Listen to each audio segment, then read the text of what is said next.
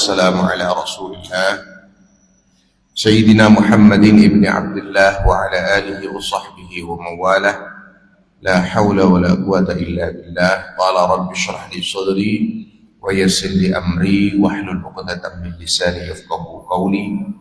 Wa qala aidan subhanaka la ilma lana illa ma 'allamtana innaka antal alimul hakim. Alhamdulillah jamaah sekalian, pada pagi hari ini kita bisa melaksanakan sholat subuh berjamaah, kemudian dilanjutkan dengan mengaji bersama majelis ta'lim. Mudah-mudahan Allah Subhanahu wa ta'ala senantiasa ridha atas setiap langkah kaki kita menuju ke rumah Allah ini, dan ilmu yang kita peroleh dijadikan sebagai ilmu yang manfaat fi dini wa dunya hatta al-akhirah. Amin ya rabbal alamin. Jamaah sekalian yang dirahmati oleh Allah, pada kesempatan pagi hari ini saya ingin membacakan beberapa ayat dari surat Al-Baqarah dan mencoba untuk membaca tafsir dari ayat ini yang sepertinya ayat ini sangat relevan dalam kehidupan kita sekarang ini.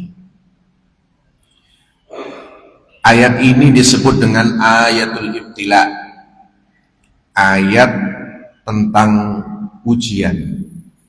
Karena kita semua hidup di dunia ini hakikatnya penuh ujian.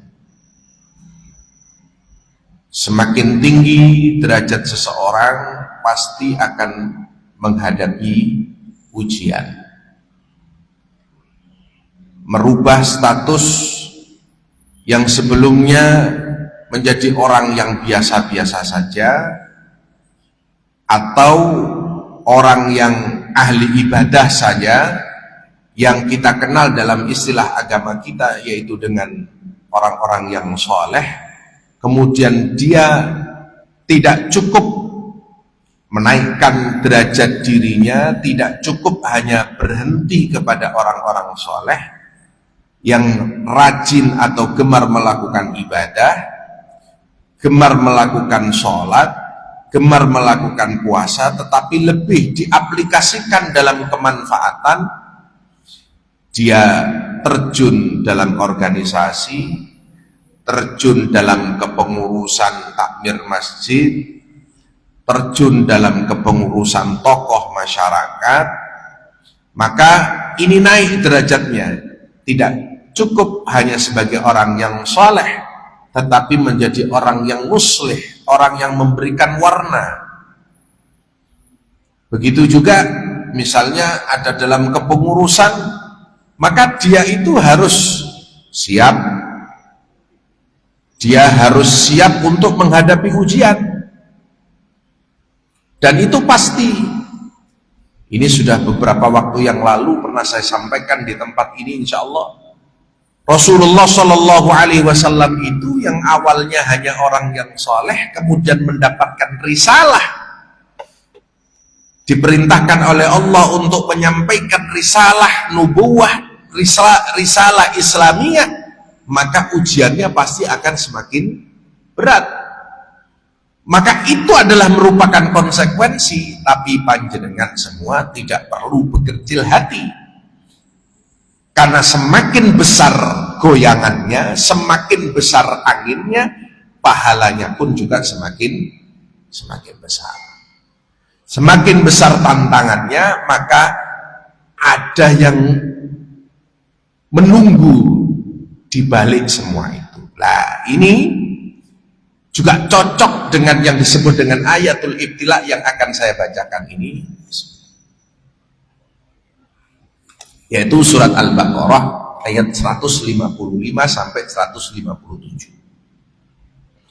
A'udzu billahi minasyaitonir rajim. Bismillahirrahmanirrahim.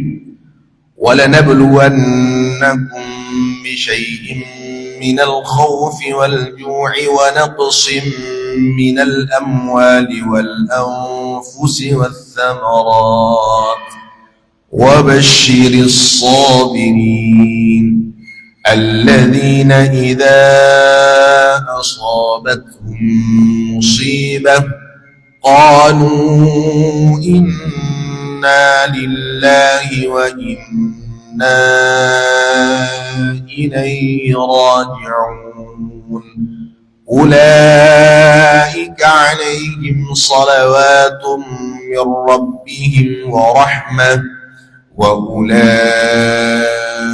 هم المهتدون ولنبلونكم بشيء من الخوف والجوع ونقص من الأموال والأنفس والثمرات وبشر الصابرين. Ayat ini jamaah sekalian, akhbar ta'ala annahu yabtali ibadahu al-mu'minin.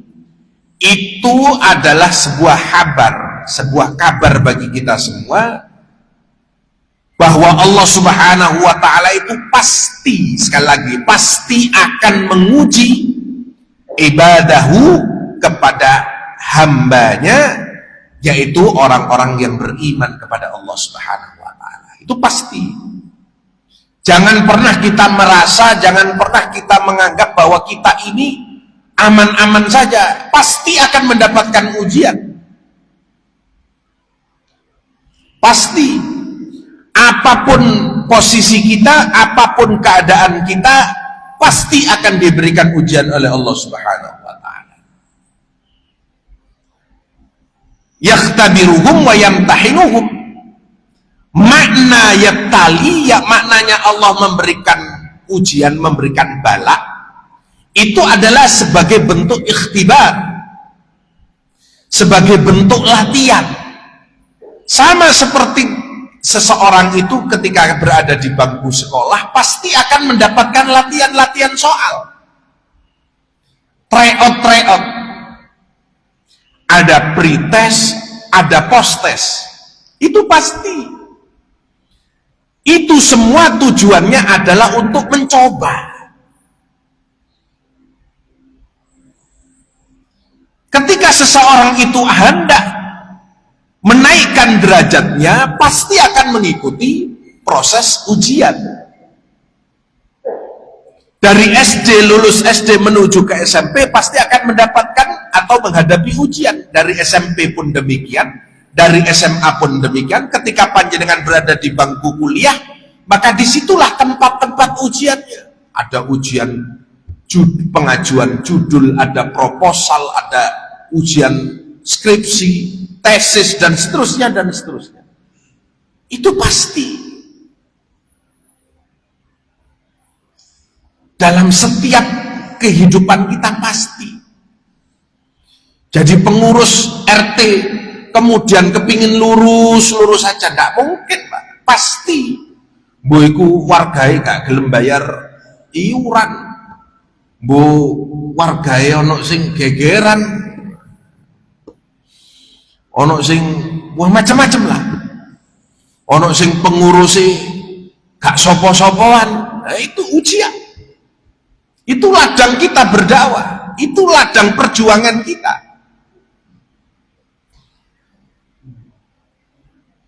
Nah ini sebagaimana dijelaskan di dalam ayat yang lain, walanabluwannakum hatta na'lamal mujahidina minkum was-sabirina wa nabluwa akhbarakum. Kami pasti akan menguji kalian. Apa tujuannya? Adalah na'lamal mujahidin, agar kami mengerti mana orang-orang yang mujahid, mana orang-orang yang sungguh-sungguh ijtihad. Itu kadarnya ketahuan. Ketika seseorang itu diberikan ujian dan orang itu sabar menghadapi ujiannya, mampu menghadapi ujian tersebut, maka dia ini adalah orang yang lolos. Itu cara Allah untuk mengetahui mana orang yang sungguh-sungguh, orang yang mau berjuang itu yang mana. Kalau sudah ketahuan mana orang-orang yang berjuang, mana orang-orang yang as-sabirin, mana orang-orang yang sabar, sehingga Allah itu mengerti perangainya. Wa nabluwa akhbarakum, dan mengerti bagaimana perangai. Oh, orang ini sungguh-sungguh. Oh, orang ini patah semangatnya. Oh, orang ini gampang putus asa, dan lain sebagainya. Dan ujian itu jamaah sekalian, fataratan bisarra wa taratan bidharra. Kadang ujian itu bisa berupa kesenangan, bisa juga berupa kesedihan. Jangan anggap panjenengan ketika diberikan nikmat oleh Allah itu bukan ujian, itu ujian. Panjenengan diberikan promosi, jabatan di pekerjaan. Panjenengan dapat rizki yang banyak, yang cukup, tidak kekurangan, itu ujian. Hakikatnya itu ujian. Seberapa besar dia mampu mempertanggungjawabkan kenikmatan yang diberikan oleh Allah kepadanya. Jangan dianggap, Pak, ujian itu hanya yang menyedihkan saja. Ketika panjenengan punya putra-putrinya sukses, kemudian putra-putrinya itu menjadi orang yang pangkat, orang yang memiliki jabatan, itu ujian. Apakah panjenengan mampu mempertanggungjawabkan? Apakah panjenengan mampu mengarahkan untuk menuju kepada dakwah kepada Allah? Atau hanya sebagai zina, hanya sebagai apa? Perhiasan yang disombongkan, yang dipamerkan kepada orang lain. Lah, wataratan bidharra. Kadang ujian itu sesuatu hal yang tidak mengenakan. Contoh seperti min khaufin wa ju'in, seperti rasa takut, seperti rasa lapar. Kalau ada seseorang itu yang punya dalam perasaannya itu, saya takut, saya khawatir seperti ini, saya ingin melangkah ini, takut nanti. Nah itu pasti, Pak, pasti akan kita itu diberikan posisi yang demikian ini. Nanti kalau saya melakukan seperti ini, hilang pekerjaan saya, hilang jabatan saya, hilang kehormatan saya, dan lain sebagainya. Itu pasti.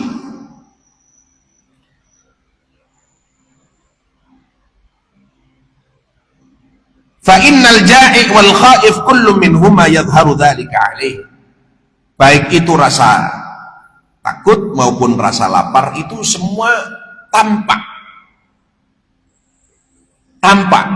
Jadi panjenengan itu tidak usah takut, Pak, ketika kelihatan orang lain panjenengan sedang khawatir, panjenengan sedang kesusahan, itu biasa. Tidak perlu panjenengan kita semua ini menyembunyikan atau malu ketika mendapatkan ujian dari Allah Subhanahu wa taala. Sudah hadapi saja. Hadapi saja.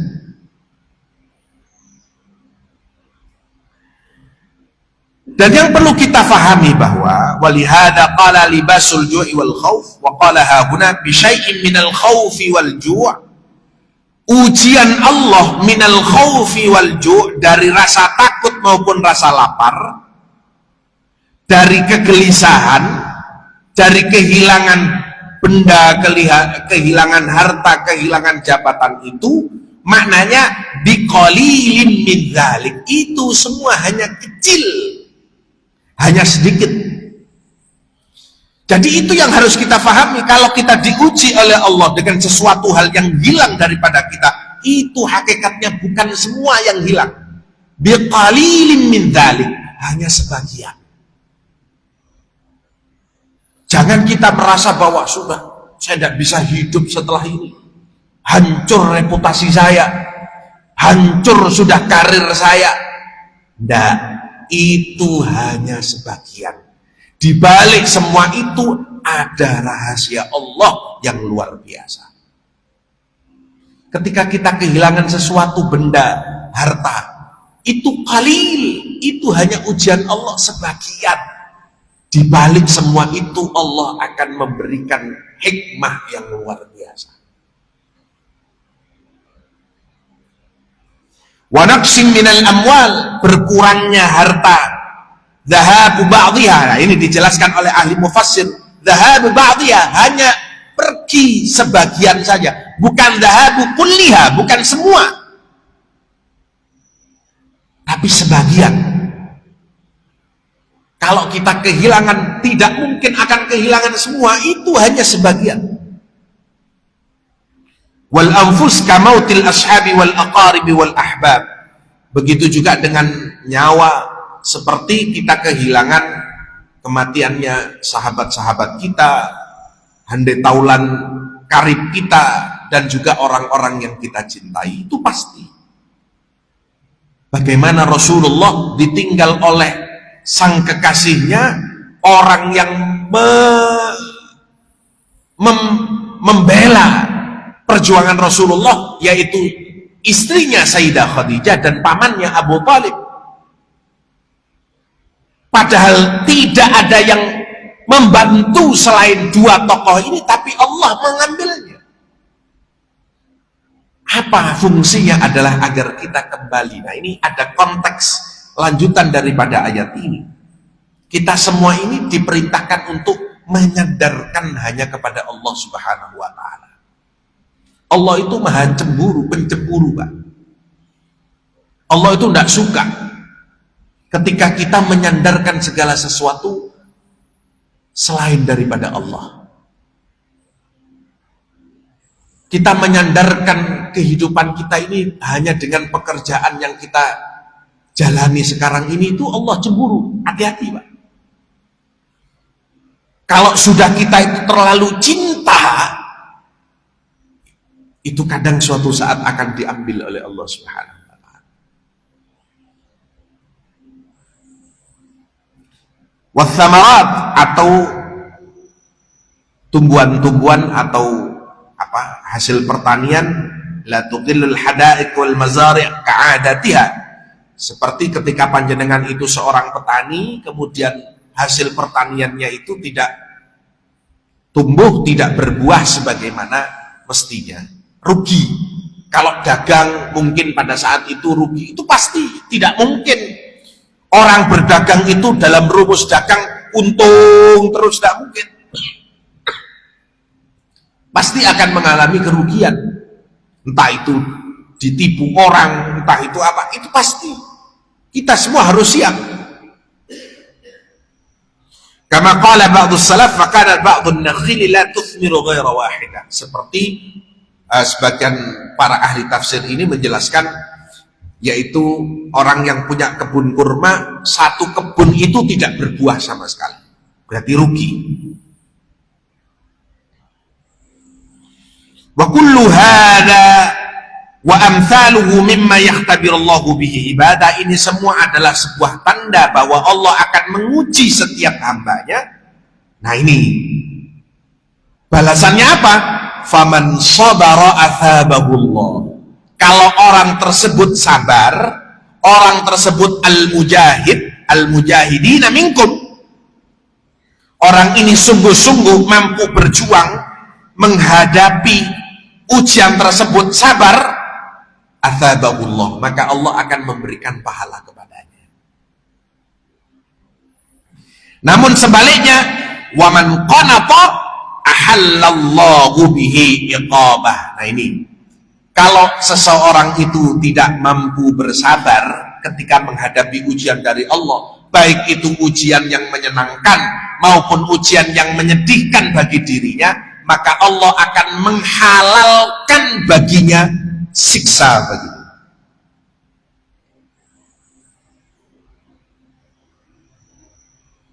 Oleh sebab itu, di akhir ayat ini, wabasyiris sabirin, sampaikan berita gembira kepada orang-orang yang sabar. Orang-orang yang sabar akan mendapatkan ganti, akan mendapatkan pahala dari Allah. Namun ketika seseorang itu tidak sabar ketika menghadapi ujian dari Allah, maka akan mendapatkan balasan berupa azab Allah Subhanahu wa ta'ala. Na'udzubillahi min dzalik. Oleh sebab itu dijelaskan di dalam ayat selanjutnya, Tsumma bayyana ta'ala manis sabirun. Siapa orang-orang yang sabar itu? Kenapa? Karena tadi di ayat sebelumnya wa basyiris sabirin, sampaikanlah berita gembira kepada orang-orang sabar. Kenapa kok kita harus menjadi orang yang sabar? Mengapa kita itu harus menjadi orang yang sabar ketika menghadapi ujian dari Allah Subhanahu wa taala? Siapakah kategori orang-orang yang sabar itu? Alladzina idza asabathum musibah qalu inna lillahi wa inna ilaihi raji'un. Yang dimaksud dalam kategori orang-orang yang sabar itu adalah ketika orang mendapatkan ujian, dia mengucapkan istirja. Makna daripada istirja itu adalah kembali pasrah kepada Allah Subhanahu wa ta'ala. Inna lillah, sesungguhnya kami semua itu lillah, untuk Allah. Wa inna, dan sesungguhnya kami ilaihi, kepadanya, yaitu kepada Allah, raji'un, kembali. Sudah istirja, inna lillahi wa inna ilaihi raji'un. Itu makom tauhid yang luar biasa. Ditinggal saudara, ditinggal keluarga, ditinggal ayah, ibu, anak, keluarga yang kita cintai. Inna lillahi wa inna ilaihi raji'un. Itu bukan milik kita. Itu bukan milik kita. Harta yang ada dalam diri kita, harta kekayaan yang ada dalam kehidupan kita, itu bukan milik kita. Itu hanya Allah titipkan kepada kita. Kalau itu sudah diambil oleh Allah Subhanahu wa ta'ala, inna lillahi wa inna ilaihi raji'un. Filosofi yang sering disampaikan oleh para mubaligh itu kan sama seperti tukang parkir. Sudah sama seperti itu. Saudara kita, keluarga kita, harta kita, jabatan kita itu hanya mampir yang kita jaga ketika berada pada diri kita. Kalau sudah diambil sama pemiliknya, ya sudah. Tidak ada tukang parkir itu marah-marah, nangis-nangis ketika ada mobilnya dibawa oleh sang pemiliknya. Tidak ada.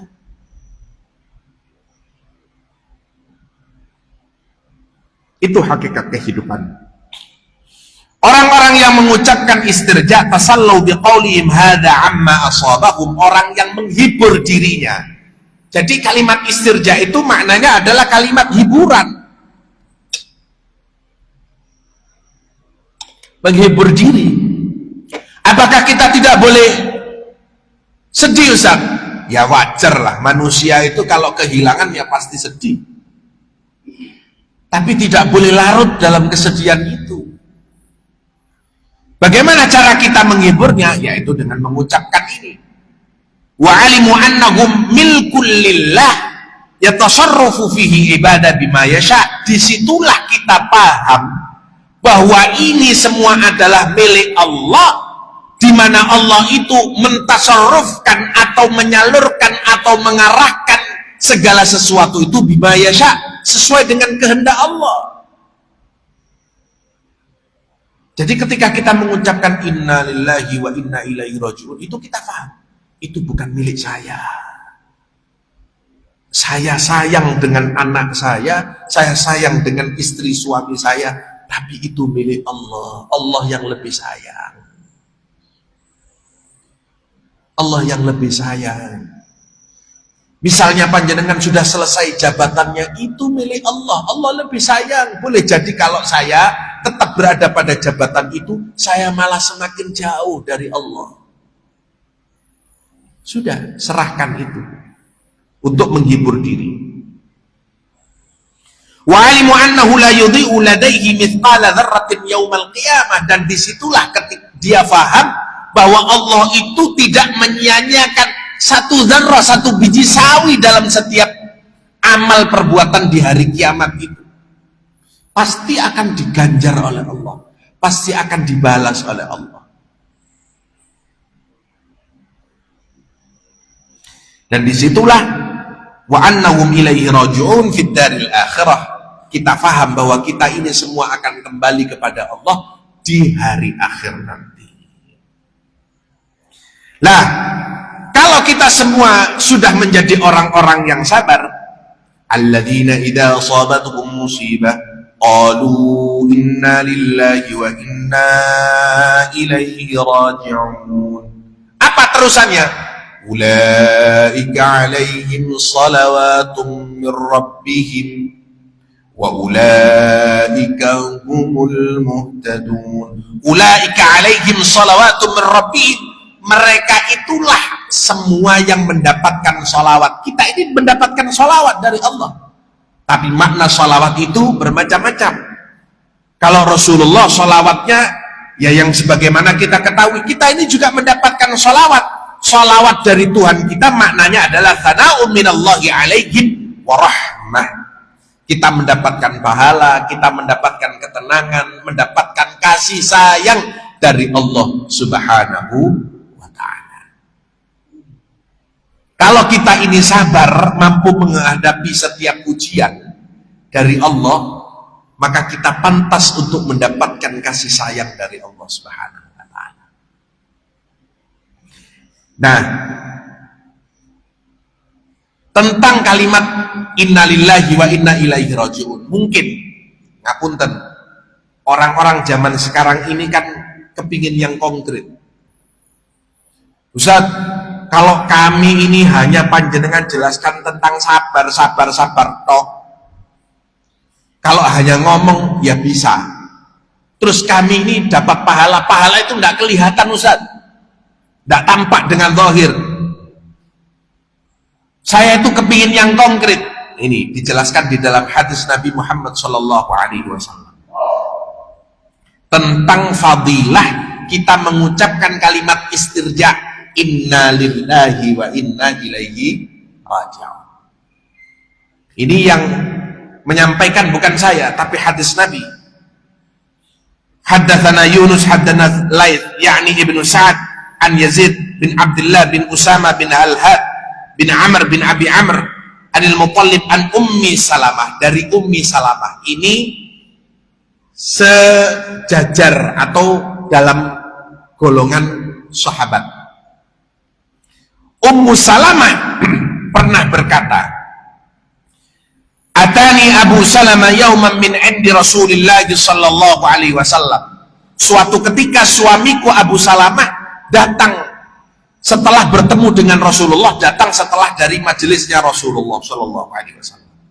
Faqal, kemudian dia berkata, laqad sami'tu min Rasulillah qaulan sururtu bihi. Aku telah mendengarkan sebuah nasihat, aku telah mendengarkan sebuah perkataan yang perkataan itu membuat saya senang. Nasihat itu membuat saya senang. Apa itu? Dikatakan qal la yusibu ahadan minal muslimina musibatun fayastarji'u inda musibatihi. Barang siapa seseorang itu ketika mendapatkan sebuah musibah dan dia mengucapkan kalimat istirja ketika mendapatkan musibah tersebut, thumma yaqul, kemudian dia mengatakan, berdoa, Allahumma ajurni fi musibati, ya Allah berikanlah pahala kepadaku atas musibah yang menimpaku, wakhluf li khairam minha, dan gantilah untukku yang lebih baik daripadanya. Ini sigat doa dari kanjeng Nabi Muhammad sallallahu alaihi wasallam. Ayo coba diikuti bersama-sama. Bismillahirrahmanirrahim. Allahumma ajurni fi musibati wakhluf li khairam minha. Ya Allah, berikanlah pahala kepadaku atas musibah yang menimpaku, wakhluf li khairam minha, dan engkau berikan ganti kepadaku yang lebih baik daripadanya. Nah, thumma raja'tu ila nafsi. Kemudian saya lanjutkan hadisnya ini, kemudian kembali menyampaikan kepada istrinya Sebentar.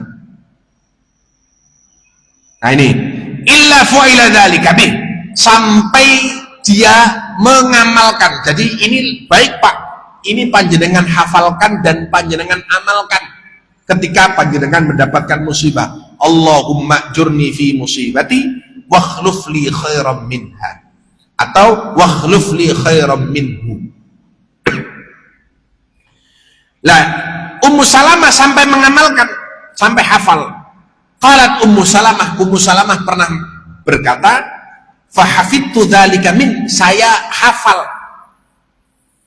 Falamma tuwfiya Abu Salamah, ketika suami saya meninggal dunia, istarja'tu, saya mengucapkan kalimat istirja, innalillahi wa inna ilaihi raji'un.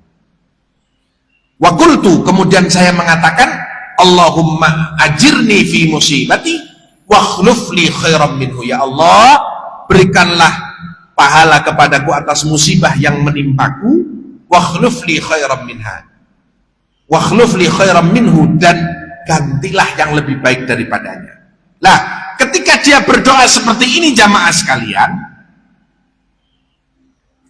thumma raja'tu ila nafsi, kemudian dia ingat, dia mengatakan fakultu min aina li khairun min Abi Salamah, dari mana saya mendapatkan suami yang lebih baik daripada Abu Salamah? Saya ini sudah berusia, saya sudah punya anak, saya mendapatkan suami dari mana? Ini istri ketika pertama kali ditinggalkan oleh suaminya. Falamma in qadat iddati, ketika telah selesai masa iddahnya Ummu Salamah ini, istadani alayya Rasulullah izin bertamu ke rumahnya. Wa ana adbuhu ihaban li faghasaltu yadi minal qarad. Pada saat itu saya sedang menyamak, akhirnya saya basuh tangan saya dengan cairan untuk sama menyamak ini. Wa adzintulah, kemudian saya mengizinkan kepada Rasulullah untuk masuk. Fa wada'tu lahu wisadata adami hashwuha lif faqa'ada 'alaiha. Saya meletakkan kain, saya berikan bulu-bulu, ya ibaratnya bantal lah, kursi, bantal kursi itu, kemudian Rasulullah duduk di atasnya.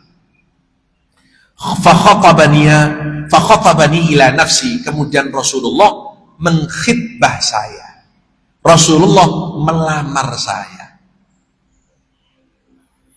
Falamma faragha min maqalatihi, ketika setelah selesai Rasulullah menyampaikan maksudnya khitbahnya tadi, qultu ya Rasulullah, saya mengatakan kepada Rasulullah, ya Rasulullah, ma bi alla yakunu bika ruhbah walakinni imra'ah fi ghairati syadidah.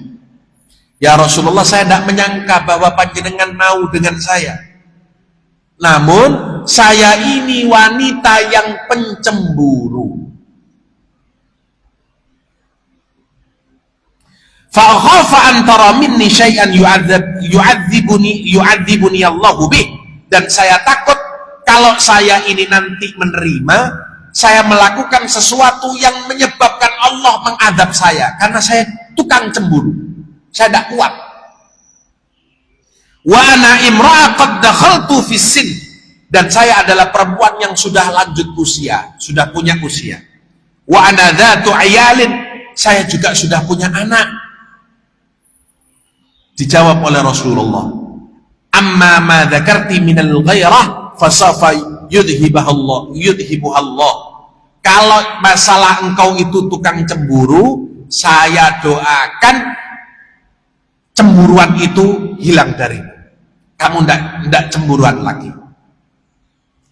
Wa amma ma dzakarti minasin faqad asabani mithlu alladhi asaba. Kalau kamu berkata bahwa kamu itu telah usia, saya ini lebih tua, saya juga tua. Wa amma ma dzakarti minal iyali fa innama iyaluki iyali. Kalau engkau menyatakan bahwa engkau punya anak, anakmu juga anakku. Wah, ini bapak-bapak, kalau panjenengan sudah memang mau melamar janda, jangan hanya menikahi jandanya saja, harus mau dengan anaknya. Begitu juga dengan Rasulullah, anakmu itulah anakku. Maka itu menjadi kewajiban panjenengan, harus diberi nafkah. Jangan hanya mau sama istrinya saja, anaknya gak diramut. Nah ini ibu sing ten mriko cenut-cenut iki kok bahas rondo niki, nah iki bahaya. Niki hadis loh, hadis. Qad faqad sallamtu li Rasulillah, saya kemudian menerima tawaran, menerima khidmahnya Rasulullah, fatazawwajaha Rasulullah sallallahu alaihi wasallam, sehingga menikah dengan Rasulullah. Faqalat Ummu Salamah kemudian berkata, abadalani Allah bi Abi Salamah khairan minhu. Allah telah mengganti, Allah telah memberikan balasan pengganti yang lebih baik daripada suami saya yang pertama, yaitu Abu Salamah. Siapa itu? Rasulullah sallallahu alaihi wasallam. Jadi ini panjenengan bapak-bapak ketika dapat musibah di rumah ibu-ibu niku ngeroweng mawon sampean dongakno, Allahumma jurni fi musibati wa khluf li khairam minha. Wah, ini bojone pasti wedi. Lek melok ngaji wis gak ngeroweng maneh, daripada saya diberi pengganti yang lebih baik. Wah, lebih baik saya berhenti ndak ngeroweng maneh. Mudah-mudahan menjadi keterangan yang manfaat bagi kita semua. Wallahu a'lam bissawab. Al-Fatihah.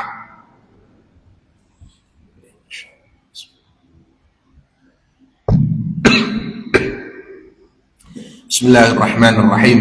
Allahumma salli wa sallim wa barik ala Sayyidina Muhammad wa ala ali Sayyidina Muhammad walhamdulillahi rabbil alamin.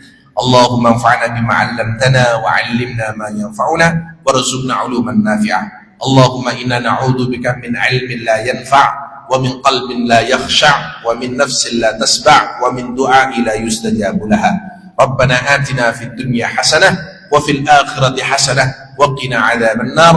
Wa sallallahu ala sayyidina Muhammad walhamdulillahi rabbil alamin. Mudah-mudahan menjadi keterangan yang manfaat bagi kita semua. Kurang lebihnya mohon maaf. Akhiran, wallahul muwaffiq ila aqwamit thariq. Tsumma assalamu alaikum warahmatullahi wabarakatuh.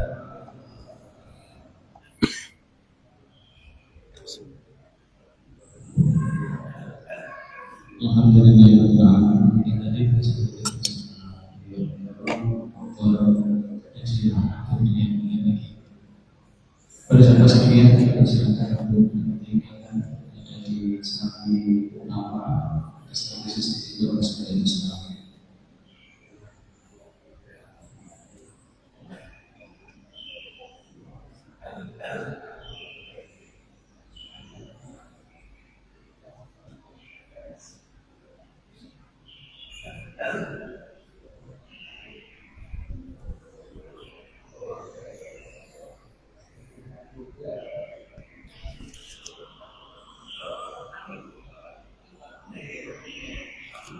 Okay, and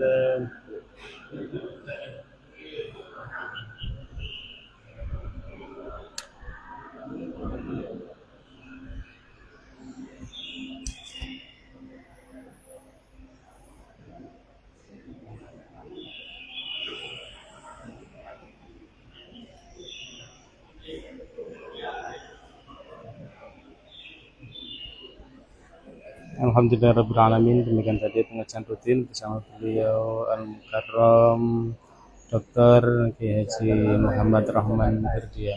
Lagi. Alhamdulillah. Salam. Enggak sampai suruh. Nggih. Lama ya, 11 menit. Nggih, harian. Monggo.